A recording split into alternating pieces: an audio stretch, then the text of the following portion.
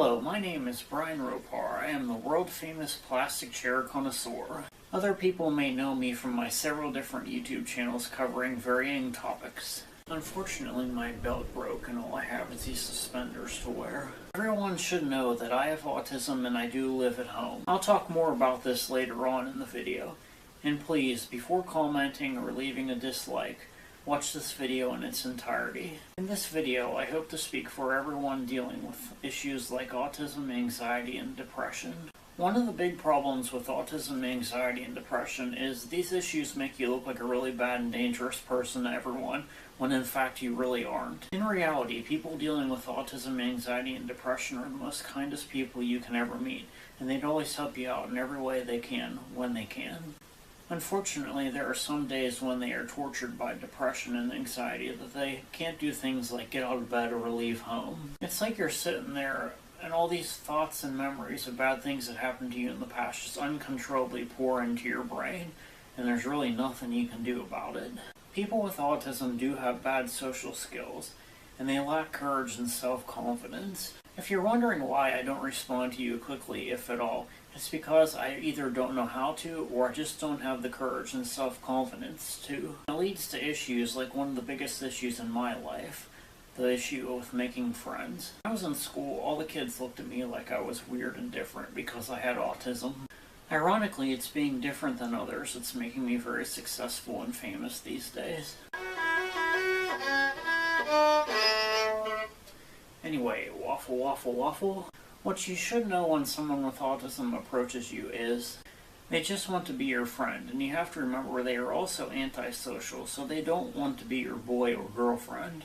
They really don't care who you are. If they want to be your friend, you pretty much got a friend for life. However, even though people with autism are antisocial, they do like a friend to talk to every now and then to help them overcome stress in their lives. Sending a nice message to someone and getting a nice response is a great way to relieve stress. It really makes your day when you get a nice message from a friend. I want to bring up another thing, this whole social media and internet thing. Social media was the newest thing. I ran into some pretty big issues with making friends. There was a couple people that I wanted to be friends with, so I sent them a message on Facebook and I didn't hear back from them. And then I kind of got frustrated and decided to try and follow them on other web pages. On Facebook, I sent these people some friend suggestions of some of my friends, of people that I thought they would like. And I guess it kind of bothered those people I tried to be friends with. And another thing, if you try to friend someone on Facebook, and then Facebook gives a whole bunch of their mutual friends as suggestions as people you may know, please refrain from trying to friend those people, because that person you're trying to be friends with can get pretty upset. One person, I didn't even ask for a friendship, and I just pretty much sent them confusing and misleading information, and that kind of upset them. One of these people I finally did get a hold of on LinkedIn, and they weren't too happy about me contacting them and everything. And then I tried to make peace, and it just made things worse, and then they ended up blocking me, and that's what happened there.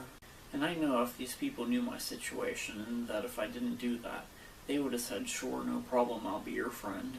I just want to bring this up so you guys don't make the same mistakes I did. I do really feel bad about what I did to those couple people, and I really wish I wouldn't have, because I know they would have ended up being a good friend. And I mean, I think about it every day. It just bothers me a ton that had to happen that way. A big problem with people who are autistic that I'd like to bring up is autistic people can remember every detail of everything that happened to them in their life as if it happened a second ago. Even 20 years won't make a difference.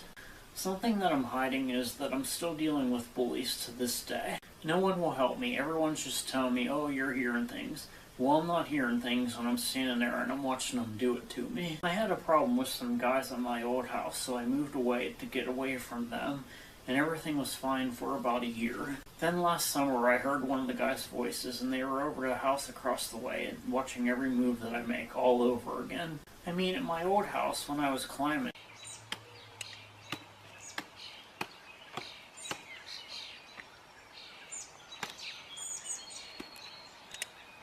would sit over there cheering for me to fall. They'd even be dancing around getting all pumped up, hoping for me to fall. So they're now stalking and terrorizing me from my new house, from that house over across the way.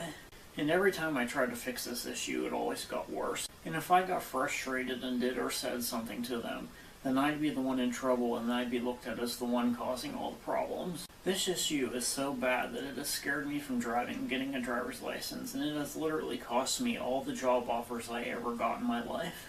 I mean, I went to a technical school and studied electricity, and I got 6-figure job offers when I graduated.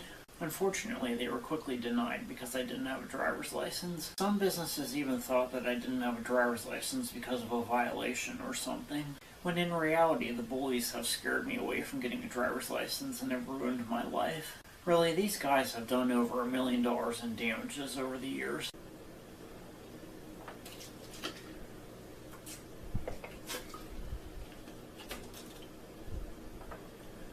The only way I can deal with the bullies is when that issue collides with another big issue in my life, the issue of plastic chairs. On trash day, when I'm going around making sure every plastic chair is safe, that's the only time I can ignore the bullies. I'll cover more about the plastic chair obsession in a second. This being bullied issue also makes it very hard for me when I try to make friends with someone, and they are quick to judge me as a bad person and they totally ignore me and or treat me badly. It's especially difficult when I know they would have said, "Sure, no problem, I'll be your friend," if they knew my situation. With my autism, I have a special area of interest in plastic chairs like this one that I'm sitting on. Just the thought of and seeing plastic chairs being ruined or destroyed or thrown away causes me great stress and anxiety. I'll give you a quick example of what it's like. A lot of people can relate to dogs. You don't want to see your favorite dog breed get killed. Well, that's about what it feels like for me when I see a plastic chair getting destroyed or thrown away. I collect plastic chairs and have one of the largest, most organized collections in existence.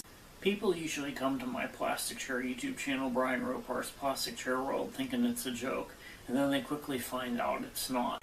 And then they quickly discover all my other channels and all the other things I can do. I've also gotten comments on my Plastic Chair YouTube channel that my Plastic Chair YouTube channel is the most autistic channel on YouTube.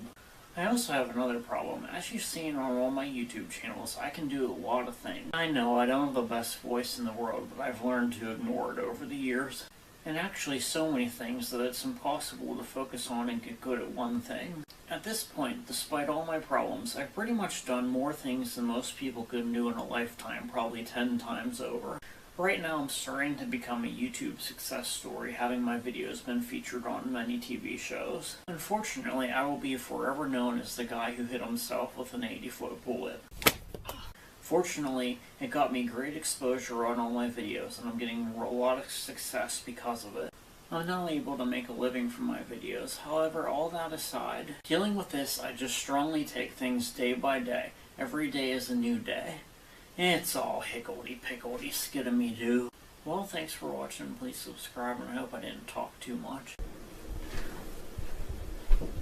This video was brought to you and supported by the ECR for Kids Plastic Stack Chair.